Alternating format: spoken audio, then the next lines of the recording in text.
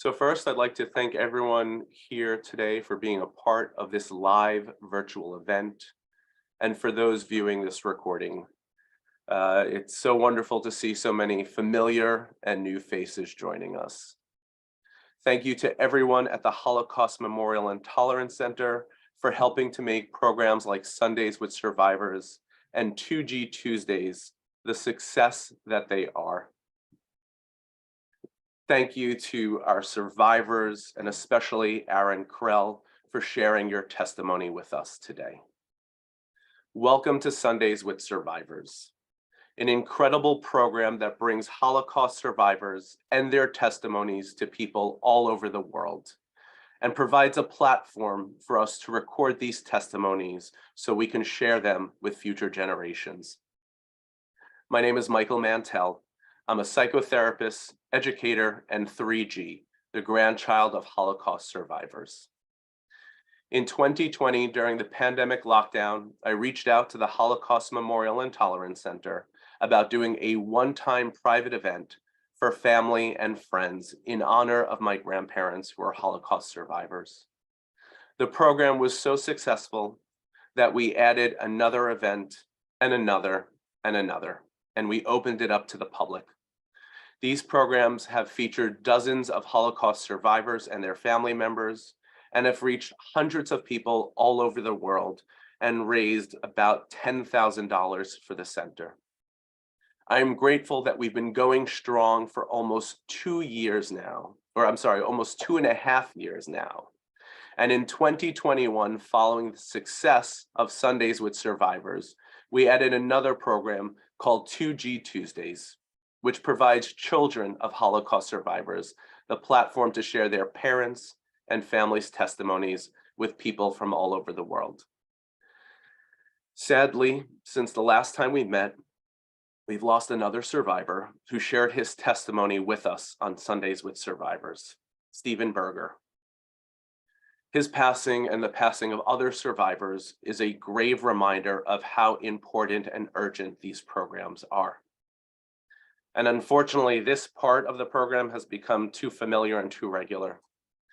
But it's why I'm so grateful that you are all here to bear witness to Aron Krell's testimony today. Aron Krell was born in Lodz, Poland in 1927, and in a few minutes he will share the story about his family's forced resettlement, along with the entire Jewish community, into the Lodz ghetto, suffering 4 years of agonizing hunger and witnessing the death of his brother in the ghetto, and surviving numerous concentration camps across Germany, Poland, and Austria, including Auschwitz-Birkenau. As you listen to Aron's testimony, thoughts, feelings, and questions are bound to arise. This is a very difficult subject, but we are all here to bear witness. Being able to share these moments together with Aron are incredibly special. After Aron shares his testimony, we'll open up the room for Q&A.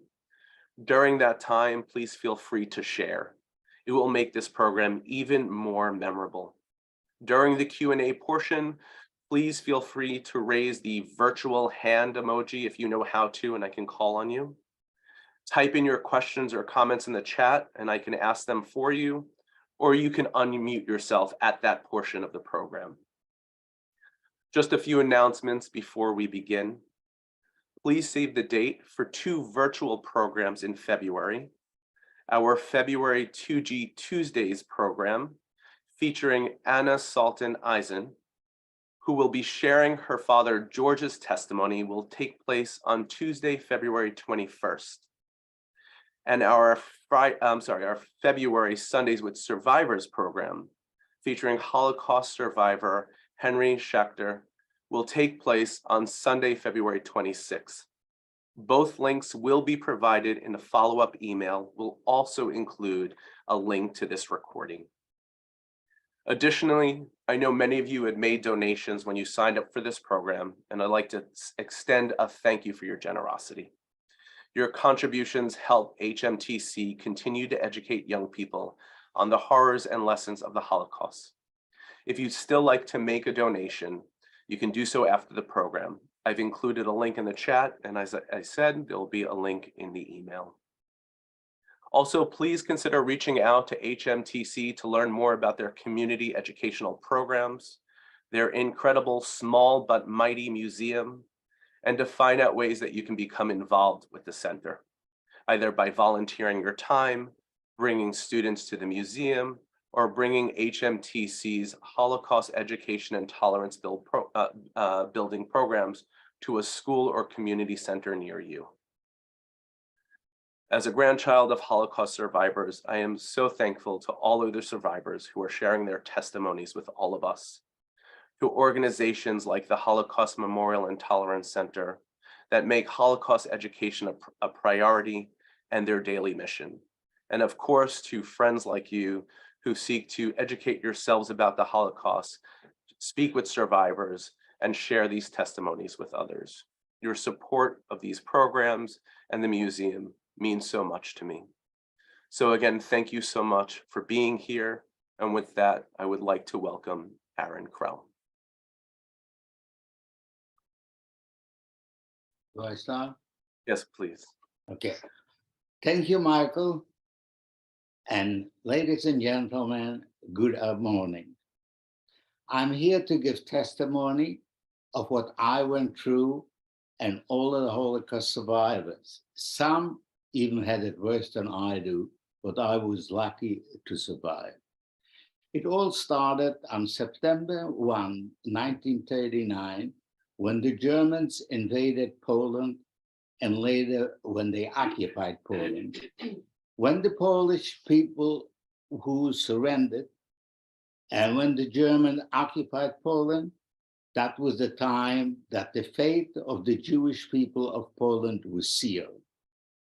When the Germans came in, and especially to my town of Lodz, which I can testify for, they had leaflets put on bulletin boards depicting the Jewish people, calling them subhuman, inferior race that has to be eliminated from the world.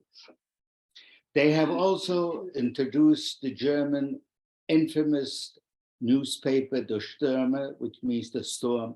That was the most anti-Semitic publication ever produced in the world.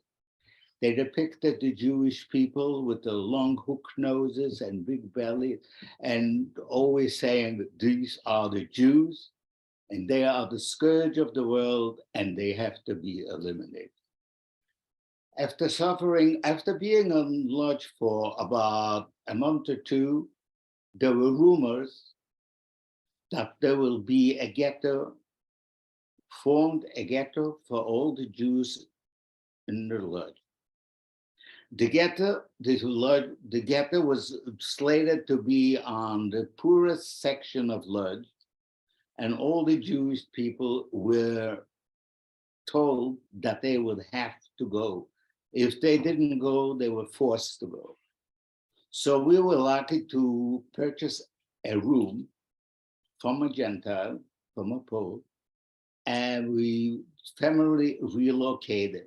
That was my mother and my two brothers. My father passed away before the war in 1937. On March 30, the ghetto was closed. And on April 1 of 1940, we were all in the ghetto and it was closed, and we had all German people surrounding us. And this started the beginning. In the beginning, it wasn't as bad as we thought it would because we still had provisions brought in from the city from all the time.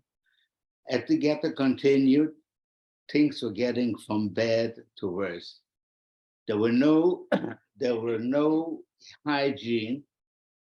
There were hospitals and doctors, but there was no medication and no tools to them. We were reduced to very limited food.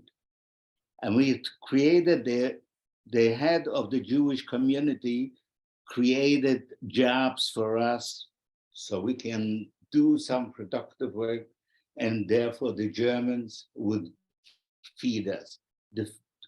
The German didn't provide enough food, so we all got hungry. We always hungry all the time. People started to die from starvation and sickness.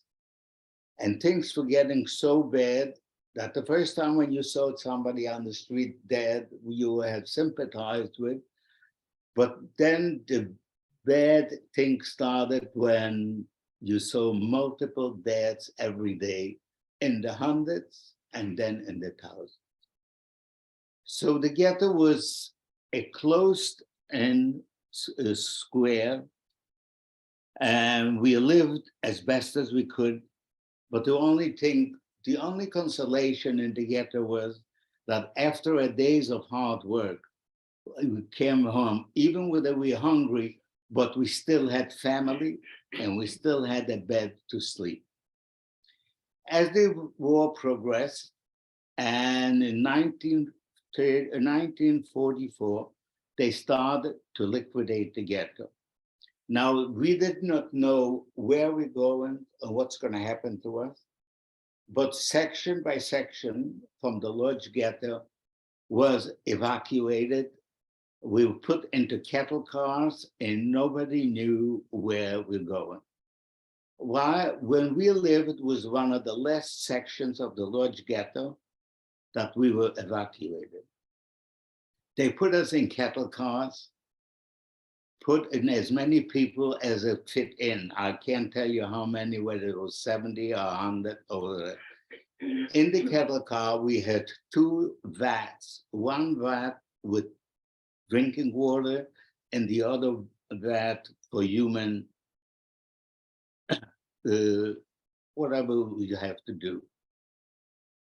It took us a ride that would take by the train for about 8 to 10 hours, took at least 7 or 8 days. And people in the train, in the cattle cars, people were dying. They died from hunger. They died from lack of, the sick people were dying from lack of fresh air. The worst thing and the worst day in my life started when we arrived at a place we didn't know where it was. The cattle cars opened and we had to jump down. And right away we could detect that it's going to be something very sinister. There were little people walking around with striped uniforms and screaming, "Leave the packages, leave the packages." There were dogs that were barking, on four-legged dogs, and there were bigger dogs on 2 legs that barked even louder. The first thing what they did is they separated men from women. Then we know that something very bad is going to happen. They took away the children from the parents and they grabbed the infants from the parents and threw it in a heap like rag dolls. And we didn't know what's going to happen with us. The only thing that I remember is smelling burnt flesh. In the air, there was smelling of burnt flesh. So finally, my brother and I, my older brother died in the ghetto. My brother and I were together. My mother was separated from us. I never saw her again in my life. We finally got into a place, then we know that we're going to live because they put it in that place where they tattooed us. And the people who gave us the tattoos couldn't speak much, but they said, well, at least you're going to live. How long you're going to live, we don't know, but you're going to live. So that was the beginning. That was the introduction to Birkenau, Auschwitz. After being in Birkenau, Auschwitz for a short time, every day there were selections. They selected people either to go to the gas chamber, or they also selected people to go to work, because they had places around Auschwitz where they needed people to work. There were chemical, there were sub-chems, and I was lucky, considering what other people had. We were lucky there was a group of young people that were sent to Auschwitz, the main camp. In Auschwitz, in that camp, after a while, we were, needless to say, the things that we went through in the camp was horrendous. If we didn't get beaten up by the SS occasionally, the Gentile capos were just as bad to the Jews. They took us out to work, not every day, but they took us out to work whenever they needed in Auschwitz. So we marched out, and you probably heard some of you probably heard that there was a great band of the greatest musicians of Europe that played for us, marching in and marching out.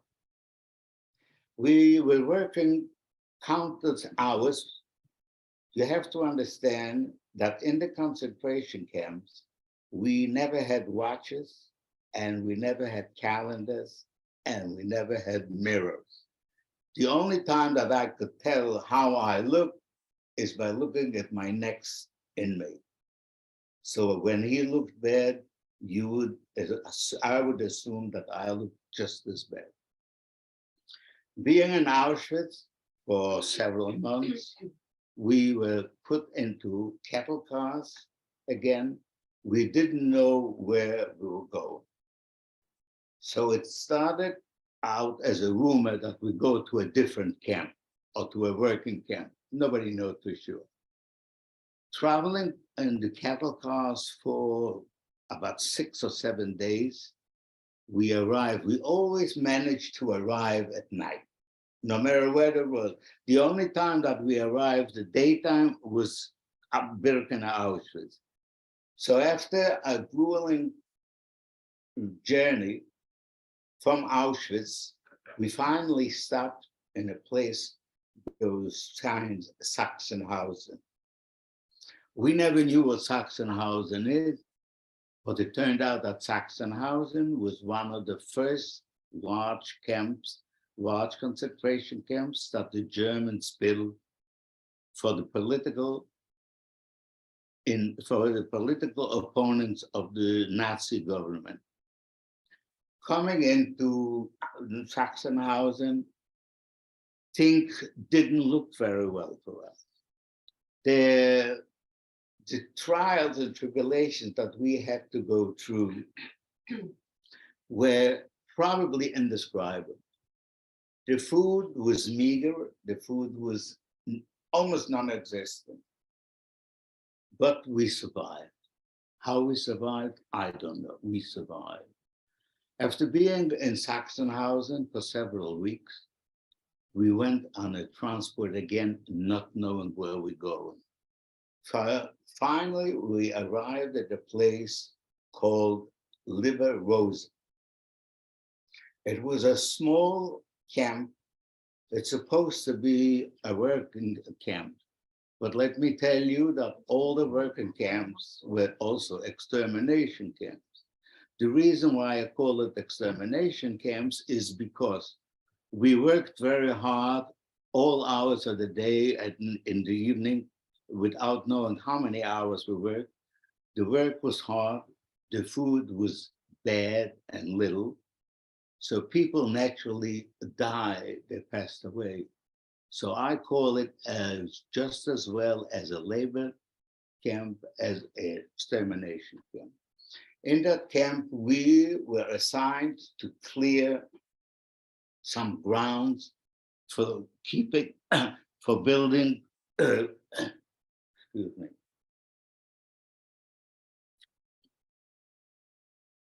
We were assigned to clean the grounds and start building a community for the people, for the Germans that were fleeing the East. Don't forget that this was already 1944, always the end of 44.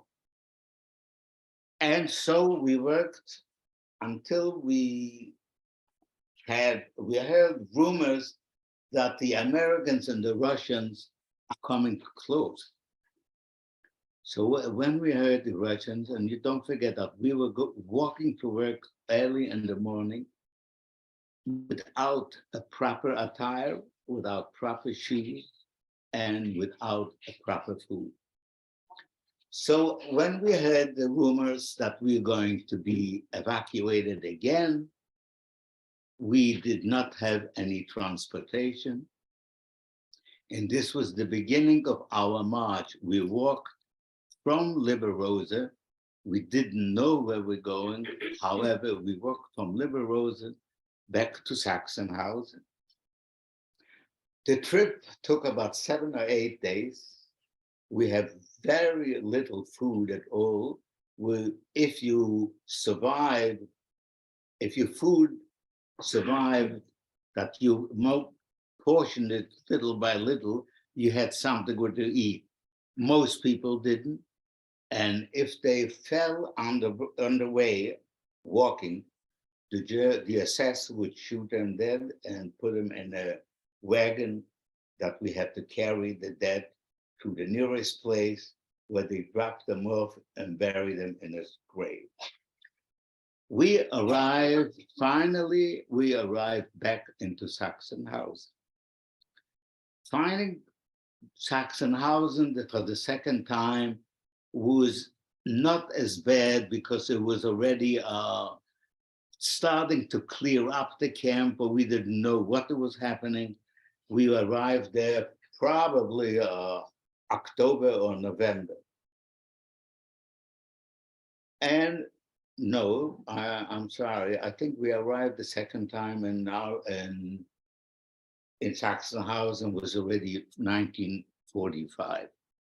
After being in Sachsenhausen for several weeks, in Sachsenhausen, we didn't do anything. We just got a little beating here or there from the capos, or whoever you looked at somebody, if it was a Jew, we were whacked.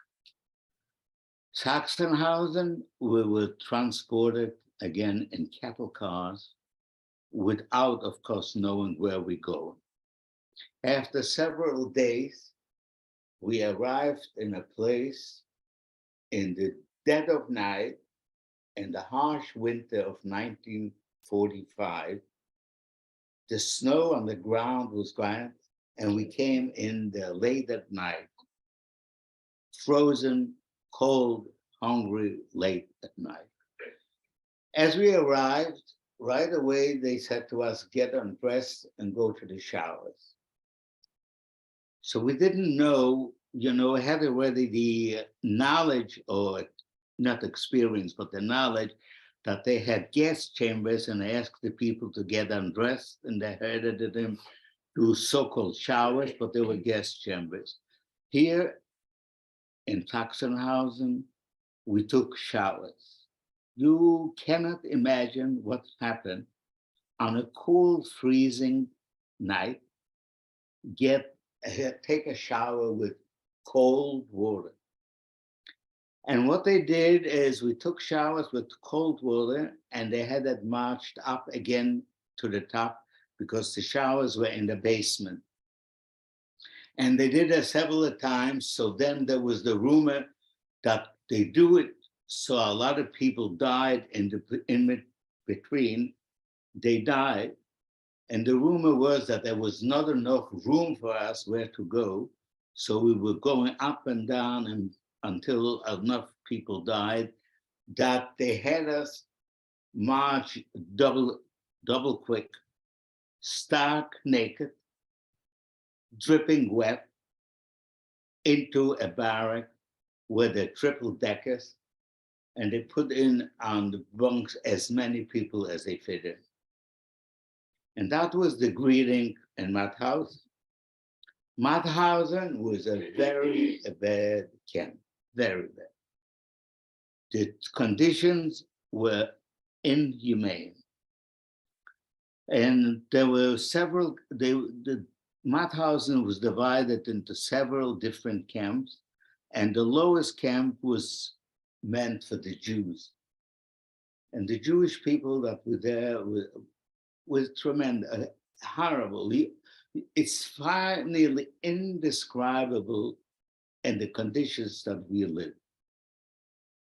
And at that time, the Americans and English were starting bombing around it, because around Mauthausen, there were a lot of factories underground. So when the bombing started, after they finished, they took us out to clear up. Being in Mauthausen for, I would say, 1 or 2 months, they put us back in a different camp, Jews only, in large tents. And that was a place where they were putting us really only to die. The food was almost non-existent, and people died by the hundreds from the camp. From that camp, they were liquidated this camp and put it into another camp, thinking that the place was bad. Where we went in was even worse. There were huge log cabins without light, without water, without floors. So wherever we had room to sleep, we slept. If the snow melted, we slept in the ditches of water. And so we lived over there for a short time, and that was already getting on to April, May of 1945. Luckily, we survived. Most people in that camp did not survive, because this was a strictly extermination camp without using any force, just using less food and less food, so people died. And one night, we heard a rumor that the guards deserted. And when we heard the rumor the guard deserted, we said, well, why would the guard desert? Why would they go?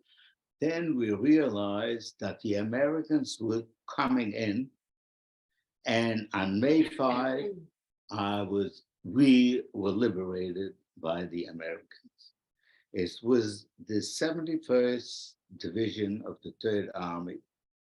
The reason we remembered, because I remembered the big sign 7171. And so this ended the trials and tribulation that we had to go through all these things. The Americans were stunned. They couldn't believe they were piled up skeletons, piled up meters high with just skeletons, and we didn't work. So all these skeletons were from the people who died from starvation or sickness. After the Americans liberated us, they put us into a city not far from Gunskirche. The name of the city was Wells. They put us in the former places where the German army was, and they created right away some hospitals. About 80%, or maybe less, were right away sick of typhus. And the Americans were very nice. They built the hospitals. In the hospitals, there were 3 different places. One was managed by the Americans, one by the Hungarians, and the other one by Newman. And naturally, I got sick, typhus, just like everybody else. But miraculously, I survived. And then I lived in the German DP camp. And with the help of the Hayas, I came to the United States, and here I am. Very grateful to the American army that liberated us. And with that, I can say that I started to work in the United States. I am a veteran of the United States Army. I'm proud to say I am retired. I'm a very happily married man. I'm a father of a daughter, which I adore, and I am a grandfather. My grandson is the apple of my eye. And that is it. Thank you. Thank you for listening. Thank you so much, Aron. This was beautiful testimony, sharing with all of us. I'm just going to open up the view so people can start asking questions. Also, someone noticed that your name, the name listed, it says Esther Krell. That's because Aron is with his daughter Esther. So Aron shared his testimony. Esther will also be here for the Q&A portion. So I figured at this time we can open it up to questions or comments. I'd like to start. Aron, you gave a brief overview of your time, your life during the Holocaust, including the 4 years in a ghetto, and then being in different camps throughout Europe. Can you share a little bit about your life before the war? You were 12 years old, or about 12 years old before, right before going into the ghettos. Can you share about your early life, what that was like, your family, etc.? I was born in Lodz, Poland, to an Orthodox family. And we were what you would call middle class. In Europe, we were middle class. We manufactured sweater, not on a large scale. We have a couple of machines. And one time, that was in the 1936 or 37, my father took ill. He was sick, he got pneumonia. And in those days in Poland, we didn't have too many facilities and we didn't have too many medication. So after suffering for a couple of months, my father passed away in 1937. My mother was at that time 35 years old with 3 children and a little business. After my father passed away, we had quite a rough time. And thanks to the help of my maternal relatives, we survived. And in 1938 or 39, we already did very well back on manufacturing the sweater. My oldest brother was a very good sweater maker. And my middle brother was starting into it. And we had a couple of people working for us. And then, of course, when the war started in 1939, and we had to go to the ghetto, I testified to what we had to go through. And this is my upbringing. I went to a private school in Lodz, a private Hebrew school by the name of Yavne, where I learned the Hebrew language, as well as the Polish language, and Yiddish was always spoken in the house.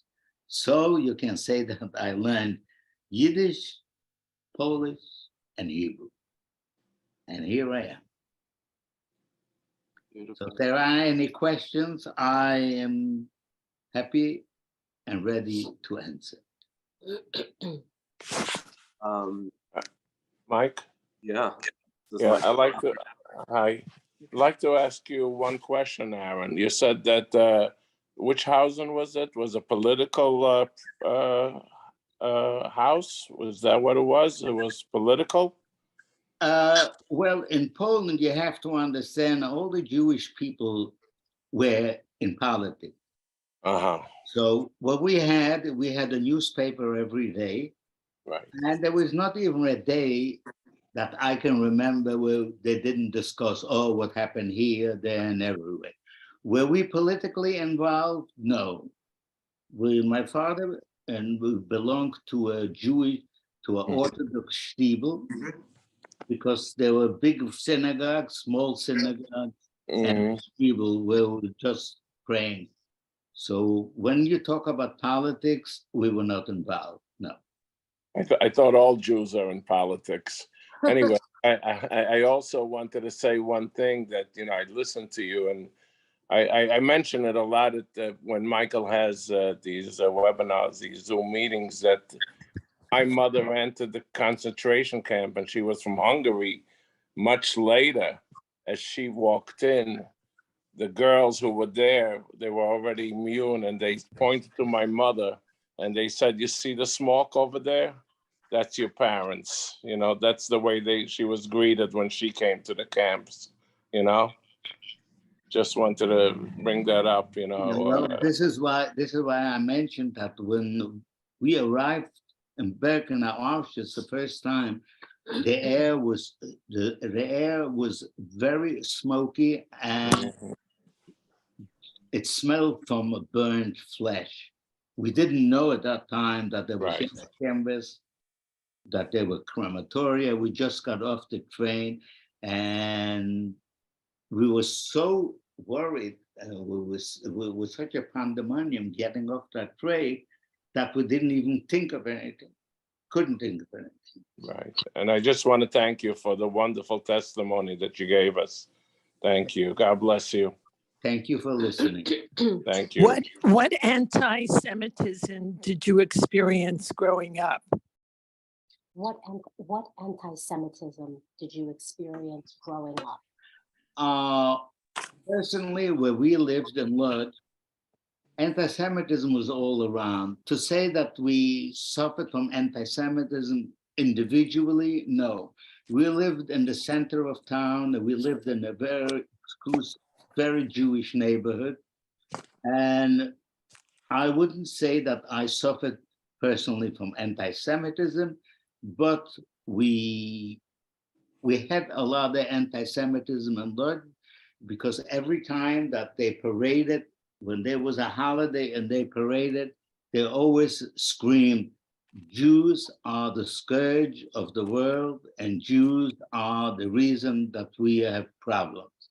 If anything happened to them, to the Polish people, the Jews were the problem. So this is as far as anti-Semitism is concerned. Thank you. And before we get to Bunny and Rachel, I just, Anna wrote in the chat, thank you for sharing your testimony. Did any other branches of your family survive? So who were the survivors in your family? No, nobody survived. My father was one of 6. My mother was one of 5. All the uncles and all the cousins, I tried to inquire right after the war. When I was in the DP camp, we have places to place our names and looking for others. I could never find anybody from my immediate family. So to tell you, I am the only survivor from that immediate family. Thank you. And Bonnie, if you'd like to. Yeah, was there any, you were all very well read and very aware of what was going on. So was there ever any discussion in the family about perhaps leaving, going to another place in anticipation of what the Nazis were doing? Thank you for your response. Well, first of all, you have to understand that when the Nazi conquered Poland, they also in a few weeks or months conquered half of Europe. We were not in a position to travel some other places. We never had family overseas. So the best we could do is probably go to Russia.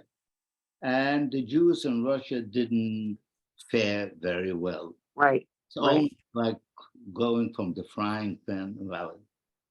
So we contemplated, but we couldn't do anything about it. So there was discussion, but the decision was there were always discussions what we're gonna do next, And we were not in a position like a lot of people who had a lot of money could travel or had families overseas. But we didn't have any family, and we are not wealthy enough to do any traveling. We lived a quiet middle-class life. That's about it. Thank you. You're welcome. And I just wanted to add one more thing. I had the privilege of meeting Aron once before. He shared his testimony with another group that I belong to, 3GNY, a group of grandchildren of Holocaust survivors. And then reading your, it seems like a very brief memoir writing. It's called Overcoming Evil. And it seems short, but it's packed with so much information. And one thing you mentioned in that is that your mother she smuggled herself out. It sounds like this happened before the ghetto was formed, right? So she smuggled herself in attempts to potentially bring the family out for safety. Yes, my mother traveled to the occupied Russian Poland, to a city named Białystok. And through people that we knew, my mother was trying to secure a room for us in case we go there. Then my mother came back from Białystok, and we had what's called a discussion among us, and some close relatives that we lived not far from us. They said, well, whether you're going to schlep yourself with 3 children, and what are you going to do, and how are you going to do it? So my mother was discouraged. And could we have gone all to Russia? I don't know, because Białystok at that time was already in Russian occupied Poland. So we contemplated, but nothing happened. Thank you. And you touch upon this briefly, but it sounds like there was some understanding that there were anti-Semitic things going on around you for your mother to even heed this warning and attempt to get your family out. Needless to say, there were a lot of people who cooperated, a lot of Polish people who cooperated with the Germans, with the Nazis, but not all, but most of them. Because you can see that from 3 million people that lived in, 3 million Jews that lived in Poland, only a couple of thousand survived. So you can see how bad things were all around. And I can't blame everybody for it, I will be Polish guy, but they didn't help enough. Maybe they helped a little, but they didn't help enough. I think that brings up a very important point. International Holocaust Remembrance Day, January 27th, marks the liberation of Auschwitz-Birkenau, and it sort of sets the international community as liberators of the Jews, when in fact, I think the story is more complex, where we find that there's more complicity and collaboration, something that tends to be understated. And I believe it makes it really difficult to talk about that, but it's so important to mention. So as you were sharing, Aron, I just wanted to put that in.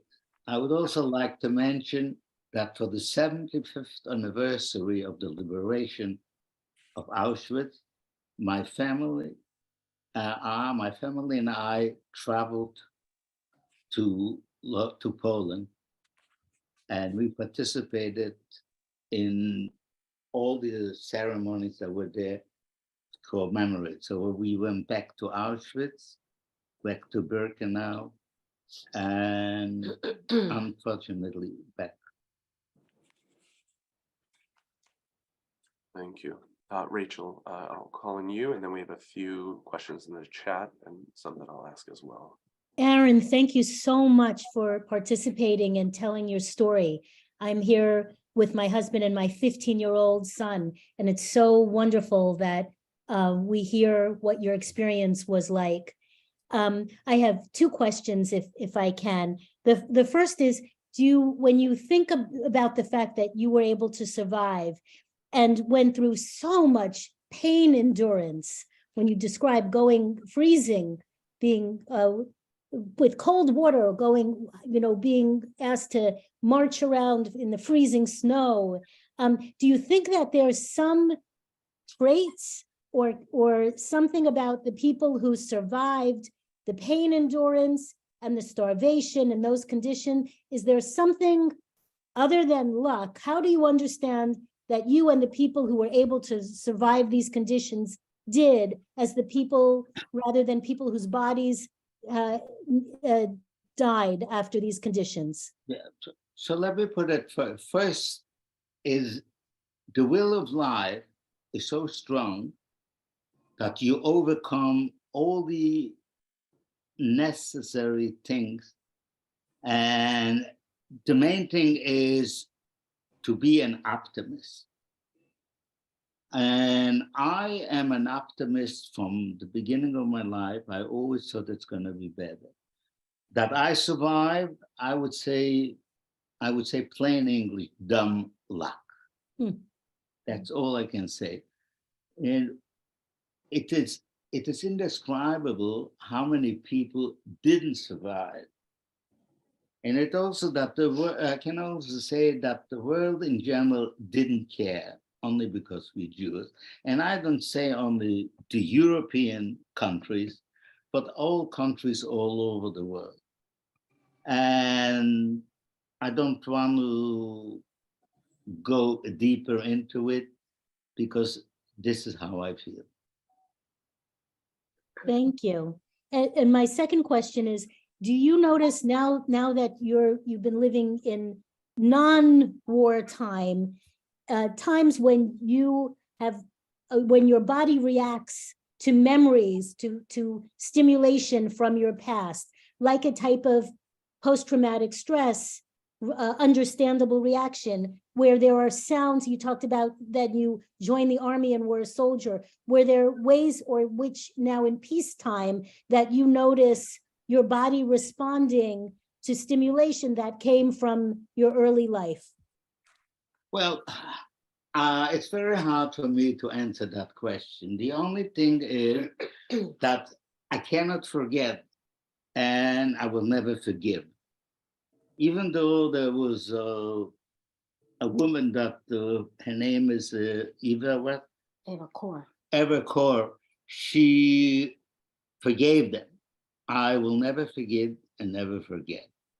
So this is what it is. And I'm reminded, first of all, I'm reminded of it all the time, every day, because when I take a shower in the morning, I can't help but looking at my left arm where I have the tattoo.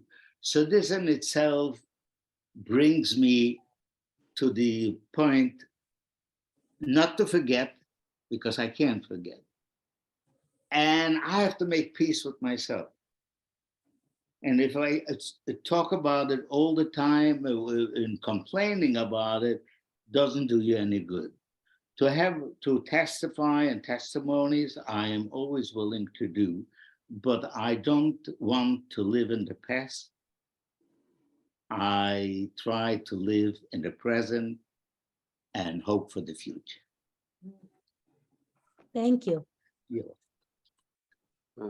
Beautifully said. You mentioned being an optimist. One wonders, after witnessing everything that you've witnessed at such a young age and going through what you went through, it's almost like we hear it, and how does one remain an optimist? You know, is this part of your constitution? Is this upbringing?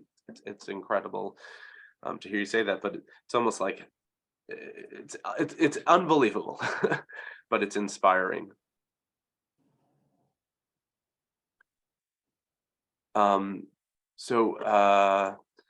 With that, somebody also asked Nora a similar question. She first says, "Thank you for your testimony, but after all of this, what keeps you going?" I think you sort of answered that, but is there something in particular that you've kind of taken with you throughout your life?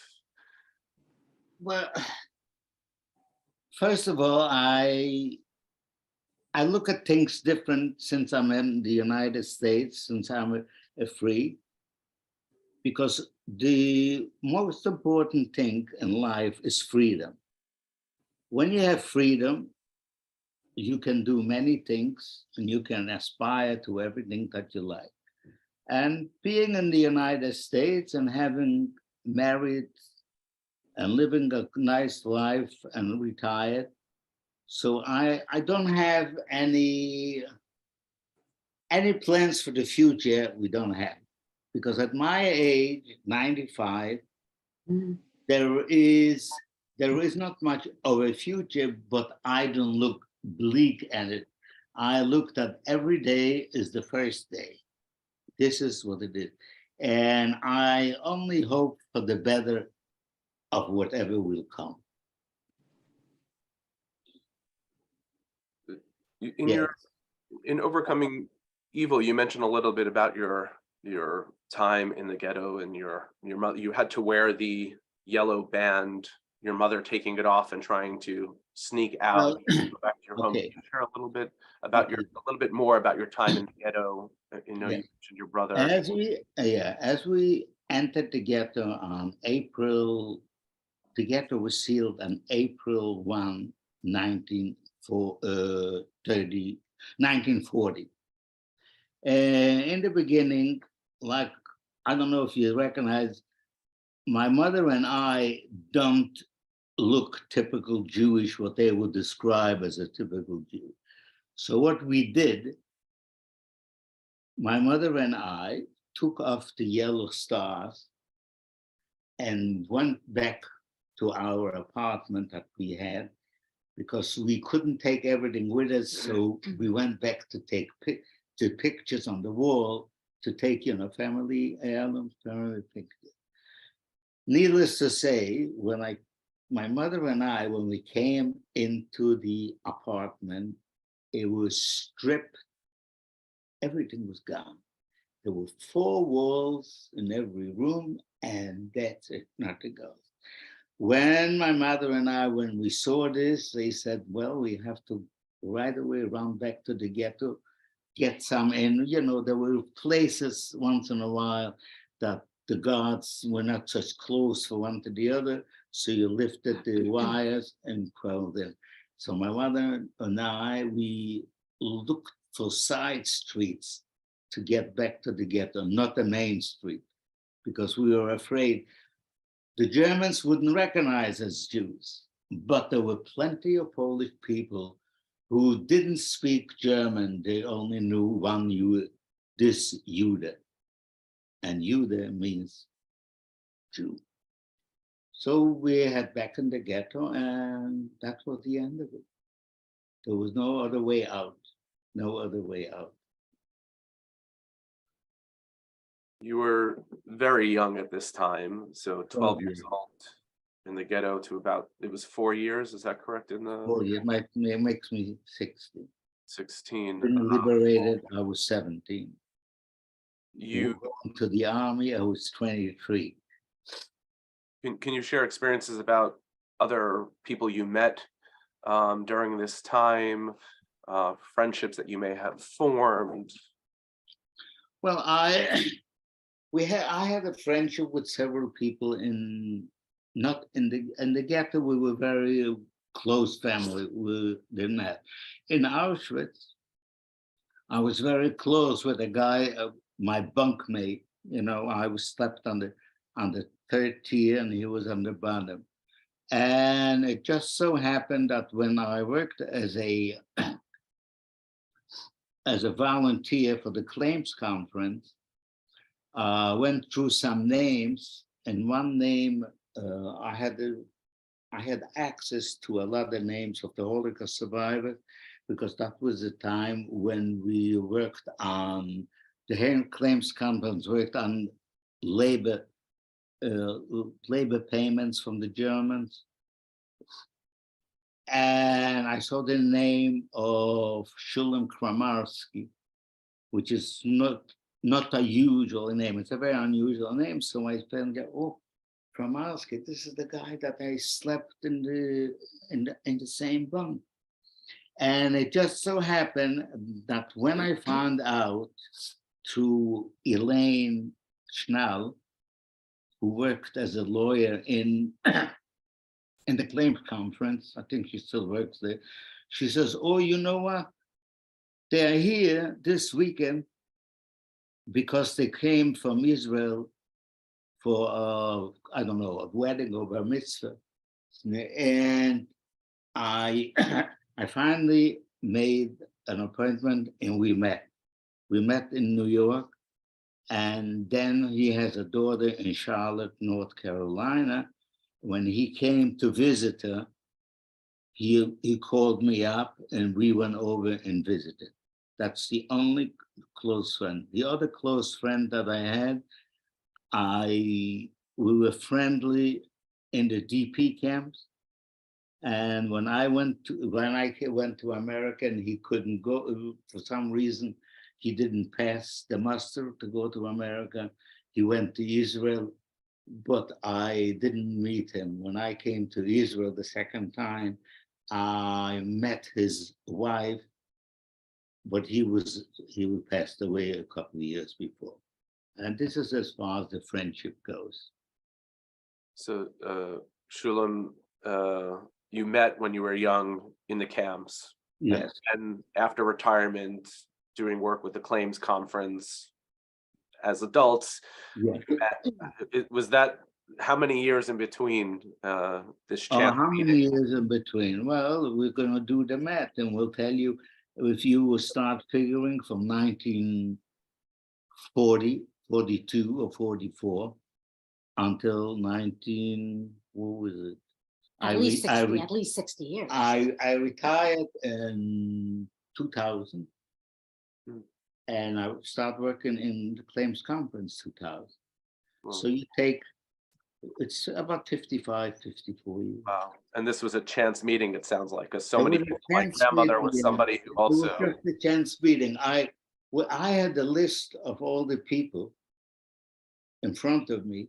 And when I saw the list, the Kramarski, this is a very unusual name.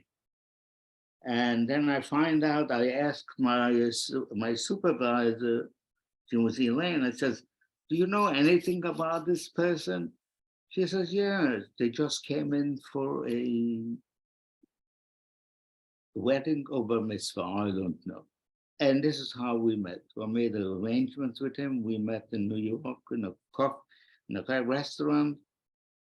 And when he came to visit his daughter, like I said, he called me up. We visited. and your numbers, your tattoos were just one number apart, right?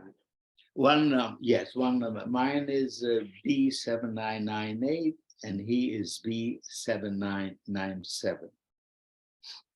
How it came upon, I don't know. I mean, when we were tattooed, I didn't even know. We were so flabbergasted. We didn't know what's going on when we were tattooed. We were just happy that when the guy said, well, at least you're going to live. We didn't know what awaited us, but this is how we got together. We have a few more questions from some of the folks here, but I also just wanted to ask, a part of your Holocaust testimony includes something that's very complex. You talk about in one of the camps, one of the camp leaders, Shoni, was a Hungarian Jew, and your experience with him. Can you share a little bit about your experience there? I mean, you were a young man at that time. Could you share a little bit about that, please? Would you like me to elaborate, Shoni? Yeah. The reason I hate to elaborate it, Oh, I'm sorry, not. Now that you ask, I will. He was a Hungarian Jew, and he was the lackey to the person, to the Gentile who was head of the barracks. You know, they were head of the camp, and then it was head of the barrack. This happened in Liber Rosa. And if I don't know a word, I can't speak Hungarian, but there are 3 words in Hungarian that I will never forget until the day I die. And that is where he called us Piskosh Lędziel Żydów, which means dirty Polish Jew. And there were different rooms in that barrack. We were in a room with all the Polish people, you together. So what happened is, December 31, 1944, New Year's Eve, the block editor, what they call the block leader, he was dead drunk in the guild. And he decided, Shoni Baci decided to take out all the Polish, only the Polish people, put down your pants, and everybody got whipped 3 times. When it came to me, I said, I'm not taking down my pants. I didn't do anything wrong, and you're not gonna whip me. And that's finished it. And he says, okay, the rest go to the room. So I figured, oh, we made it. A few minutes later, he comes in and takes me out into the room where I would call it blocker, they said, because he was a Gentile. He was about 6'2", 300 pounds. And needless to say, he starts hitting in my face back and forth. And there were the 2 guys, Shoni and his accomplice, Ogi, also Hungarian, also Jew, picked me up and whacked me again. Picked me up and being whacked. After finally he couldn't do it anymore, he was really what you call dead drunk. How they got drunk, we don't know. So when he stopped beating me, Mr. Shoni comes over to me, and puts up gloves, regular gloves. He says to me, I am not the block of this, I'm a boxer. So I figured, what's going to happen now? So then he said, then he says to me, you're going to put up your pants and go on the bench. I started crying so bad that I didn't know I have so many tears in my eyes. And when the blockers that finally saw what happened, he says, open the door and throw him out. So this is what saved me. So we opened the door, throw him out of the snow. I had my teammate, bedmates in there, and they rubbed my face with snow so it doesn't discolor. And I went in and we slept, and I thought everything was fine. Okay. So getting up the following day, our group, the whole room, was called into a huge hall. And Shoni Baci comes in with the leader of the camp. He was an Austrian political inmate. And he starts screaming, where's that redhead that spoke so loud yesterday? Where's that redhead? Nobody said a word. And he gets mad, red in the face, and screamed, where's the redhead? So nobody answered, nobody said a word, nobody betrayed me. So he goes over to a fellow by the name of Yutka. His name was Yutka. He looked almost like me, a little reddish hair, you cut short and everything. And he said, says to the blocker, said, this is the guy. So as he said, this is the guy, and they tried to walk out, there were 2 assessmen with the block officer. So I went over to him and I said, so it wasn't him, it was me. So he let the other guy, and this block officer gave me a whack that I flew about 10 or 12 feet away, and they walked out. And this saved my life, because if they would have taken me out with the SS and sent me back to Sachsenhausen, I would be hanged. And that's That is the story. I don't like to elaborate it because it involves two Jews. But since you ask, here it is. Thank you. I know it's just very complex, so I appreciate you sharing that. Just one more question about your experience during the Holocaust. We do have other questions from attendees that I'll ask as well about after. But the last camp that you were in before liberation, can you share a little bit about that? You said that right before liberation, you were given food. It was very bitterly cold. Yeah.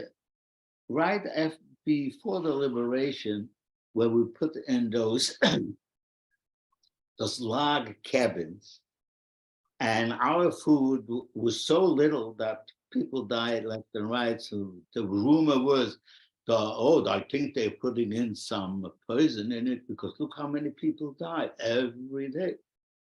And all they did is they put the skeletons one on top of the other, a big heap, and that's it. So the life in that little camp was probably the worst that I ever lived in. There was no light. There was no place to relieve ourselves.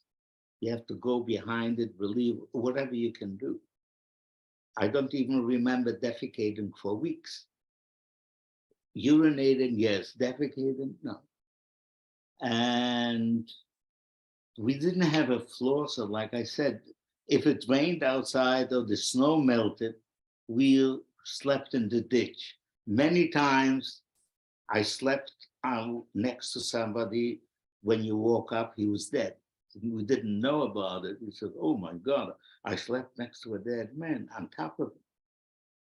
So those are the memories that you try not to thrive on it, that you try to put it in the back of your mind. I wouldn't say that I can forget it, but I can't live with it all day long. Because like I told you, you gotta live for today. You can't, a lot of people live in the past and they always talk about it. I don't mind talking about it, but it's not my everyday conversation. Thank you. And I'm going to combine two questions, one from Mary and I believe Emily. So what was it like living in the DP camp, displaced persons camp? How long were you there? And when did you come to America and this experience from this Holocaust life to a new life? Yes, in the DP camp was comfortable. The food was plentiful. And the clothes, the Jewish Welfare Board used to send in, for people who were kosher, they send in kosher food and clothing. So we picked up the clothes that you want. And it wasn't a great life, but it was a free life. You were free to go wherever you wanted. You could do wherever, travel wherever you want. Until finally I registered with the Hayas, that's the Hebrew Immigration Society. And it took a couple of months. I had to go through a doctors, and I had to go through interviews, and because they were screening us. And at that time, we didn't know what screening means. We called it the screening. It really was screening. And after, I would say about 4 or 5 months that I registered to go to the United States with the Hayas, we were boarded the ship in Bremen. And the name of the ship was General Hahn, H-A-A-N. And it brought us to the United States, and here I am. It was when I came to the United States, I came to the United States December 28th, right the day after Christmas. And 1945 was not such a great year in the United States. I think things were not going so well. It took me a while to find a job. And needless to say, I don't know if you know about it, in those days, the minimum wage was 70 cents. For 17 cents, 70 cents, which is $28 a week, went for, you had a room that I paid $7 a month. And the food was very cheap here in the United States. I must say, the food was in those days very cheap. So I lived through it. And after being here for a year and a half, I got an invitation from President Truman to join the army. Now, you couldn't refuse. I was told you couldn't refuse. If you refused going to the army, you could never become a citizen of the United States. I was told this, whether it's true or not. So I says, I came here after suffering everything, and I came here to become a citizen. So I joined the army. I didn't volunteer, I joined. In the army, I'll tell you, if you ask me the army, I had it very, very good. I didn't suffer from anything. This was already the first time where Black people were in the same barracks as whites. That was 1952. So the segregation in the South, I took basic training in South Carolina, Columbia, South Carolina. And my basic training was in June and July. Ooh.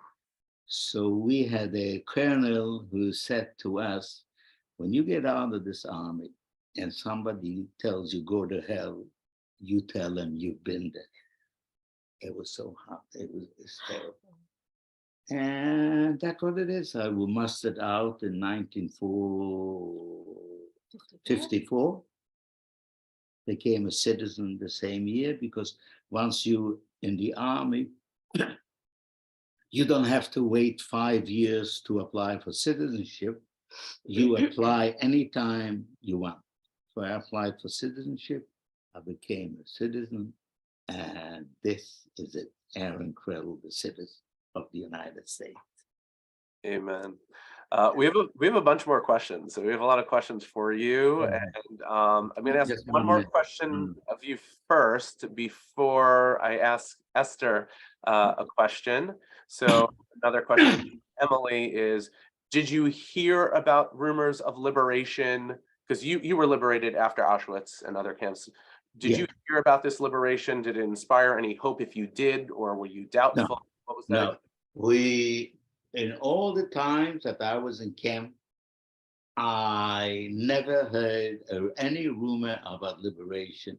The only thing that we knew that something is happening is because when the American army from one side and the Russians from the other side in 1945, when we were marching, walking from Liberosa back to Sachsenhausen, we managed to hear something that the Americans are close. What that told us.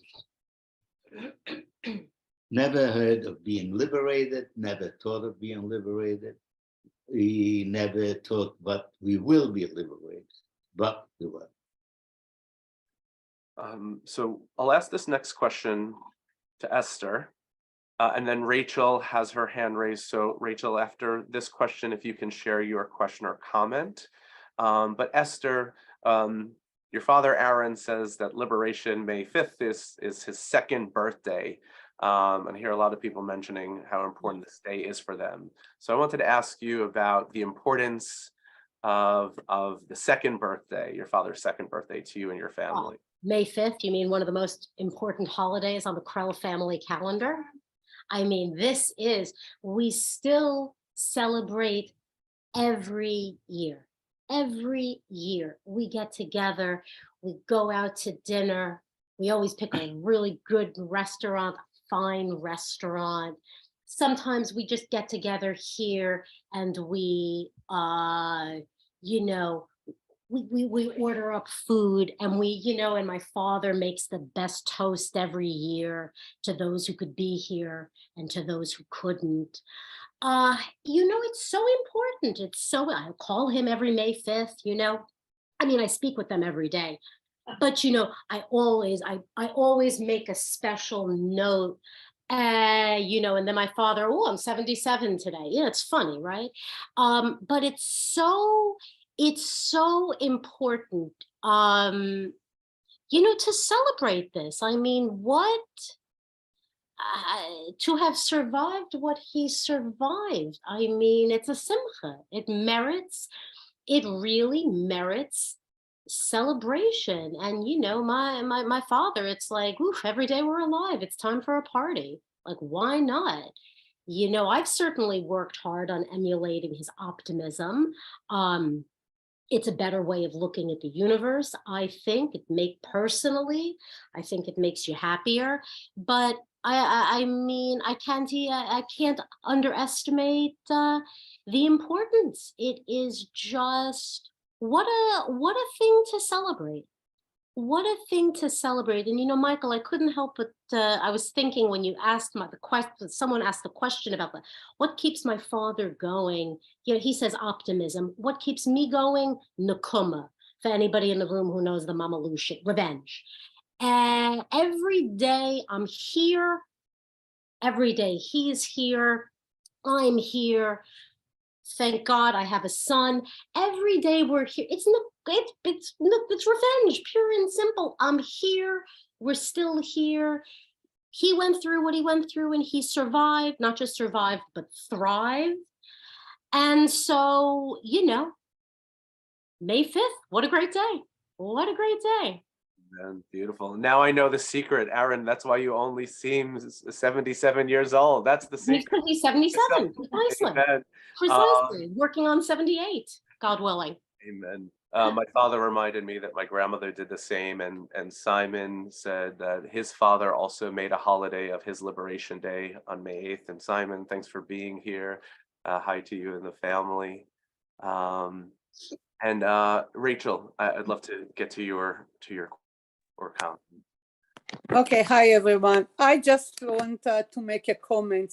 My dad, his name was Avraham Spector. He was born in Lodz in 1928. But after the war, he came to Israel. And sadly enough, he was 35. He was killed in a car accident. I was 9 years old. So I don't know nothing from his life. He didn't speak, especially not for me, that I was a little kid. But just hearing your story, Aron, and the life in Lodz, and probably he was going through the same things, just shook me. But I want to thank you for sharing your story and give me some light that I would never know because I don't have him to hear the story. So yeah, happy for you, Esther. And yeah, I just want to mention his name. So it was important for me. And Rachel, I can tell you how fortunate I am that my father is able to talk about it. I'm sure. Because there are so many children of survivors. I don't know if you read Helen Epstein's book. And I mean, look, I know this firsthand from the children of my father's friends. There are some who could never talk about it. And so the children, it's like a black box. They know it exists, but they don't know anything. And it's a life shrouded in questions. But I'm so fortunate that my father has always been comfortable to share with me, always shared. What he shared was always age appropriate because, from my youngest years, you see that tattoo. Why is that there? So, when I'm little, you make up a funny story. Oh, it was somebody's telephone number. And then, this is a story my father related, and I couldn't even believe that he experienced it the same way I did. when I was a kid and I was reading the Diary of Anne Frank, my father said, "Oh, now I can say what that really is." So to grow up and it's not a black box is it's really something. It's really I something. just didn't have the chance. Right, Maybe if right. I would grow up with him and Right. he will be able to live longer. So Right. maybe I would know. But Right. he's the sole survivor. Hmm. Never talk about his sister. I know he had two sisters because he Mhm. wasn't sure that they are gone. So Mhm. he didn't want to name us after Mm. his sister. So yeah, we know very little. So I Mhm. thought this is a good place for me to mention his name. Thank you. Thank you, Aron. Thank you. Rachel, thank you so much for sharing that. That was so meaningful. Thank Just want to ask if, Mom, oh, Mom has a question. Yes. Mom Mantel. Thank you for your most wonderful story. I'm sorry, I'm just overwhelming. And your story too, Rach. Just overwhelming when I hear this. I wanted to ask you like two questions. One, do you have any photographs, anything tangible when you grew up? Were you able to retrieve or have anything? And two, how did you meet your lovely wife? Oh, that's a very nice story. It's a very nice story. Now, as far as pictures from before the war, I don't have any pictures at all of any of my relatives or anything. Meeting my wife is a different story. I happened to be a partner in a hotel in the Catskills. The name of the hotel was like Shady Nook. Shady Nook. I was a little partner with it, and we had a secretary that worked for us, and she said to me, "Oh, would you like to meet a nice Jewish girl?" I said, "Well, why a Jewish girl? Of course." I mean, so we made the arrangement, and she came to the hotel where I worked. I was a little partner, and we got to know each other.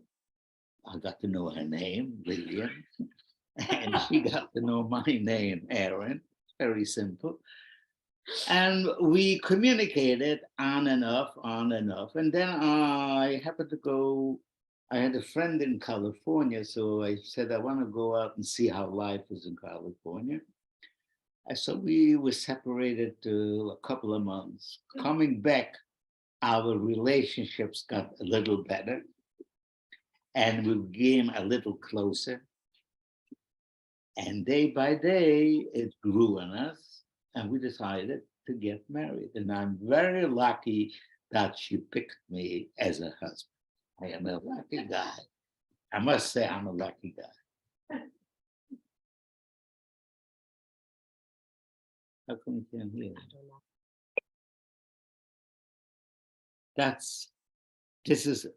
I can't hear you. Oh, Yeah, can you hear now? I think there was also another question about the tangible items, like photos and things like that. Oh, he said he didn't have any. Oh, I'm sorry. Yeah. So now, Michael, yeah. can I just share one thing? So Michael, my son, just found a picture for me of my grandparents that I've never seen. I just saw it for the first time about 6 months ago. I never saw a picture of my grandparents. wow. Yes, my son through genealogy, which I got very nervous because now the FBI has a lot of. I'm kidding. I'm gonna stop. Thank you. Yeah, through my own research and work with genealogy and ancestry research, was able to uncover some documents and photos, and we found from extended family photos of my father's aunts and uncles and Wow. grandfather, which was pretty amazing. So it was the first time he saw this, and it was so beautiful to put these faces to the names and relationships. It was one of the most remarkable things. My dad doesn't cry often, but I know that brought some tears to his eyes. So that was beautiful. Happy tears. So now some questions about sharing your testimony. When did you start? Esther touched upon this a little. And first I want to just mention, I know it's 12:30, so thank you everyone for being here. And Aron and Esther, I want to be mindful of your time. You're so gracious to share and to be here. So anytime, just let us know and we'll wrap up. But there's so many more questions about sharing a Holocaust testimony. Somebody said that, well, first I want to get to the question of when you first started to tell this story, how it unfolded, and as you mentioned, Esther, how it was for sharing it with your daughter, Esther, and then grandchildren, what that experience is like for you, and then sharing it with the public. What do you want? When you first started sharing with the public, I mean, I think it was The first time that I shared it with the public was I was speaking in the synagogue that at that time we were members in Park Avenue Synagogue. It's the first time we said. And after this, one of the ladies that worked for the Claims Conference, whenever they needed somebody who, when there are congregations that want a Holocaust survivor to give testimony, she calls me and she says, Aron, would you mind going here or going there? So I'm always available. But I will also say, I also remember I think one of the earliest times he shared publicly was in 2001. It was the 50th anniversary of the establishment of the Claims Conference. And so my father was interviewed by NBC, ABC, CBS. Over the years, he's been interviewed by BBC, the Shoah, the Spielberg, the Shoah Foundation at USC. That was 1994. He was interviewed for that. But yeah, I mean, I know certainly in terms of being interviewed for media, 2001, there was one time I remember you speaking through the Claims Conference. Clyde Haberman from the New York Times was there. You've been interviewed most recently in the New York Post. The New York Post, what was his name? Oh, about the, there were two, there was a camp guard and there was like a secretary. You know, there's something like 97 and, you know, oh, they were just convicted by the German government, you know, for their devious misdeeds. So my father was interviewed for that as well. And can you share about that? I think I read about that, the secretary. This is the secretary who... The articles are in the Post, in the New York Post. The name of the... I can send Michael the article. He knows about it. Okay. Yeah. Yeah. She called me up. What is her name? Dory something or other. Dory Lewak. This is the secretary who then tried to escape. No. Right? Dory Lewak works for the Post, the New York Post. And she called me the first time when there was the trial, when he was supposed to go to trial. The old man, he was about 100 years old. He was a guard in Sachsenhausen. And Dory Lewak found out that I was in Sachsenhausen. So to tell you the truth, to know if he was a guard, I don't know, can't remember. I did rarely see him, the guard. So she wrote an article asking me how I feel about it. Oh, just one.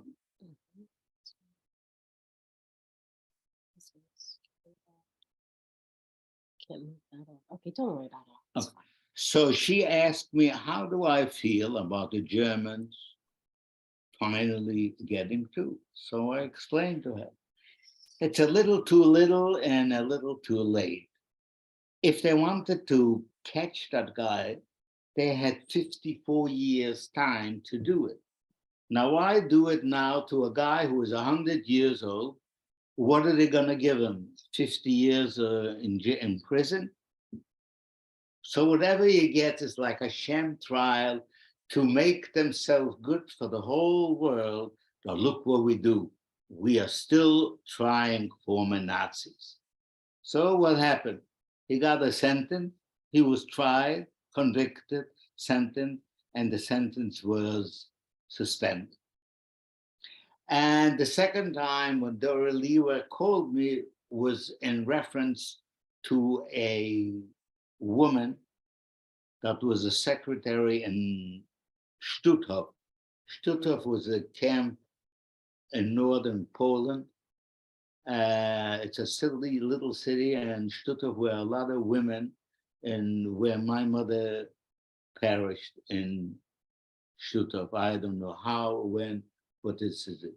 And she asked me the same question, and this woman was 98 or 99 years old.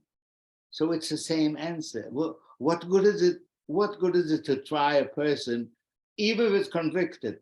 He's not going to suffer. He lived a life, 55, 60 years. He lived a life, 70 years. He lived a great life. And now, well, what am I going to do? Feel sorry for him? Or applaud the Germans and say, oh, you do a good job. You are trying and convicting a former Nazi guard. It doesn't work with me. This is to clean their conscience. I am not one to forgive, except even the Germans. What good does it do to any Jew who is a survivor that a 100-year-old man is convicted now, where he lived 70 years free and probably well? So this is the whole thing. So these two articles were printed in the New York Post by Dory Lever. Thank you, Aron. Yeah. Gail asks, or says, we must never forget and never allow this to happen again, but we're preaching to the choir. Right? Everyone who is here for a reason. So I guess I'll spin on that and ask, how do you feel we can get this message out to people who are not part of the choir, who can be singing with us? Well, what you really have to do is have to indoctrinate all the young people at any age. You have to indoctrinate that they should know what happened and make sure that they transform and get all the information to the youngest. So it should be what they say in Hebrew, Leman Yedur Dorotchem. It should be known for the rest of all generations. So there has to be an input, and thank you for yours and the 3G. And I think that the 3G is doing a great job, and say Yashar Koach for them. And they should continue doing what they're doing and multiply.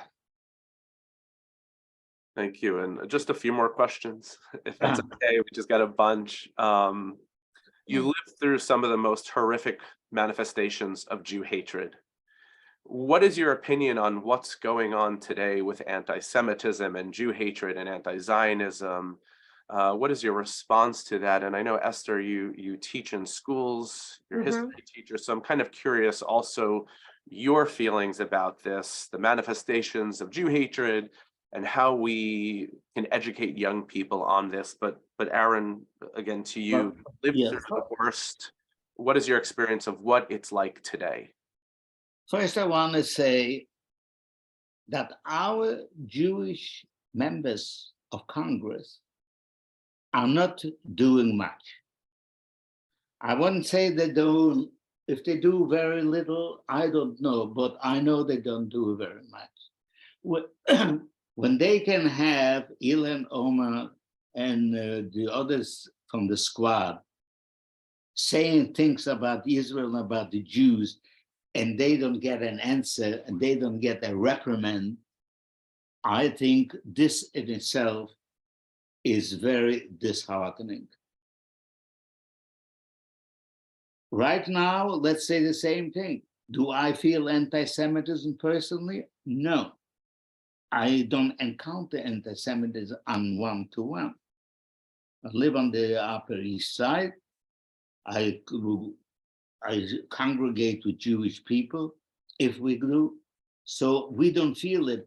But for all the others who do feel, we, at the moment, the Jewish people don't do much to conquer anti-Semitism.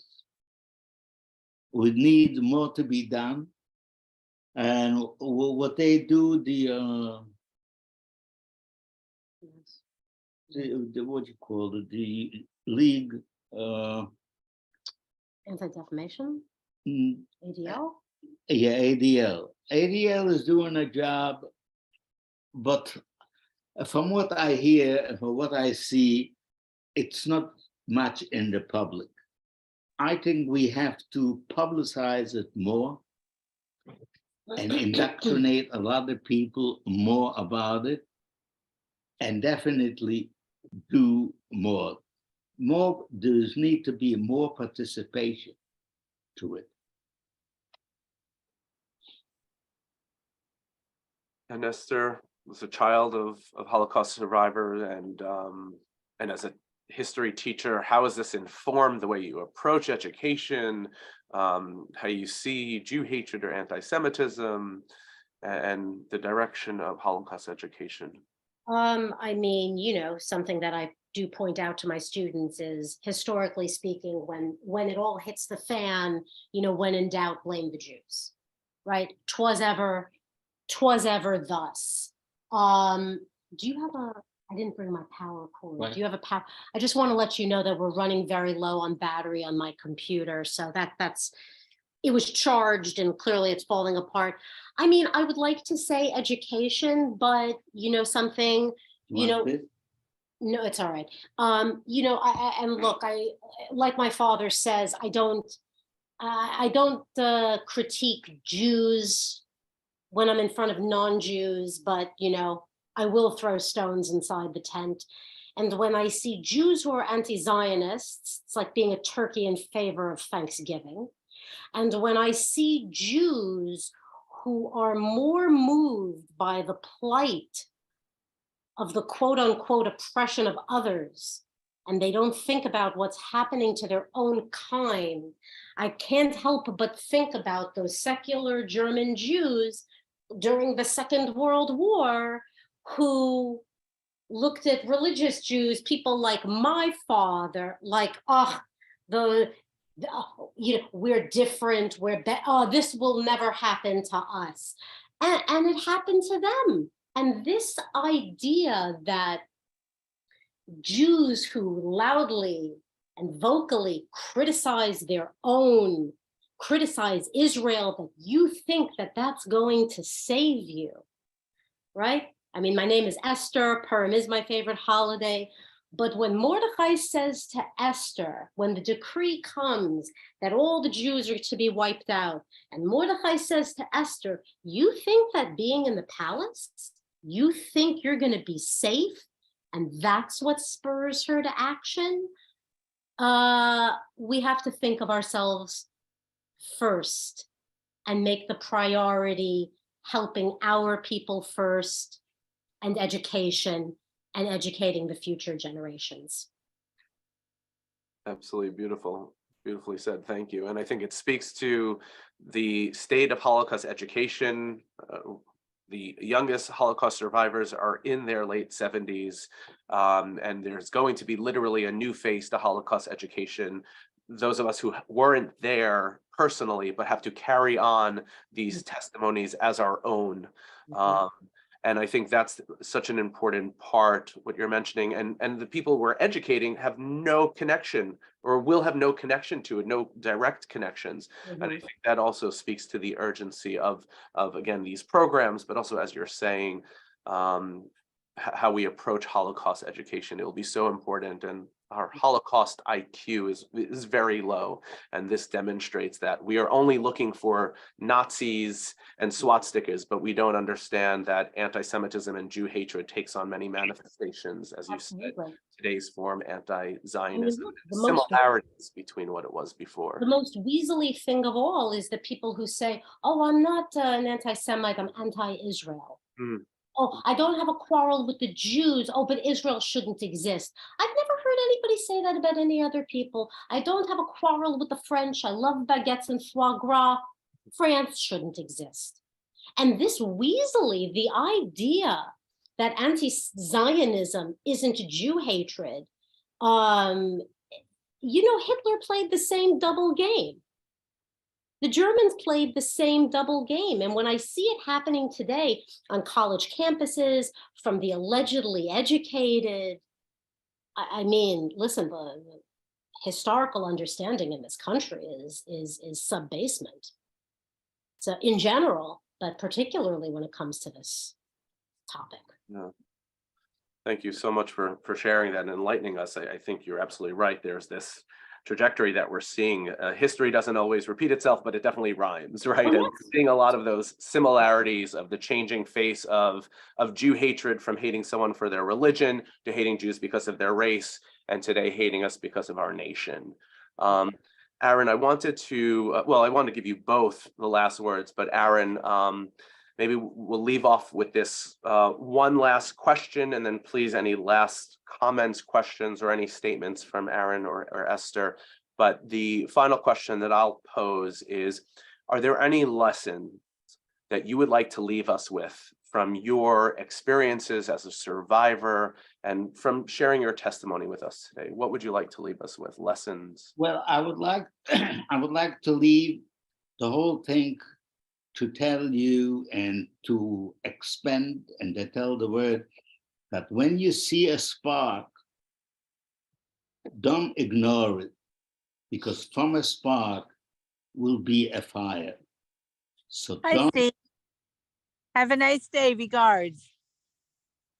What did you say? You keep talking. Oh, yeah, Yeah, keep talking, Robert. to talk to her. Yeah, no, just go on. No, I think it was an error. Someone must have muted. So what I'm trying to say, and I say it again, don't ignore a spark, because a spark is a sign of fire to come. And if we don't do anything about it, and if we ignore it, it is only going to be worse. And I wouldn't like to see what I have seen, and I would never like to go through what I had to go through, and what I went through. And that is the lesson that you ask for, and this is the answer to the lesson. Thank you very much. Thank you. This was absolutely beautiful from your testimony and everyone sharing. Rachel, your comments, and everyone in this room for their questions and comments. And I'm getting a whole bunch more that says kol hakavod, and thank you so much, and you're so inspiring. So I'd also like to leave off by sharing that and thank everyone here for being a part of this Sundays with Survivors with Aron Krell and Esther, and just all your supportive programming like this. I wish everyone a good Sunday. Thank you for having me. Thank you for listening. Thank you. Bye-bye. Bye.